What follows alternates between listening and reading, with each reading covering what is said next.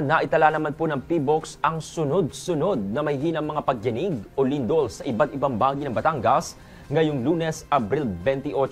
Unang naitala po ang lindol dahong alas 3:55 ng madaling araw, may magnitude na 1.8 at lalim na 9 kilometro.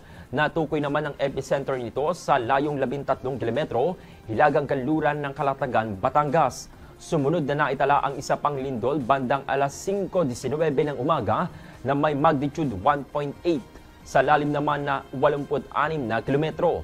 Ang epicenter nito ay namataan naman sa layong 19 na kilometro, timog kanluran sa bahagi naman ng Lian, Batangas. Pasado alas 6:56 ng umaga, isang panibago namang pagyanig ang naitala na may magnitude 1.6 sa lalim na 88 na kilometro sa layong 19 na kilometro timog silangan naman ng Calatagan, Batangas. Ayon sa PBOX, ang mga nasabing lindol ay hindi inaasahang magdudulot ng pinsala at kadalasang hindi nararamdaman ng mga residente dahil sa mababang magnitude.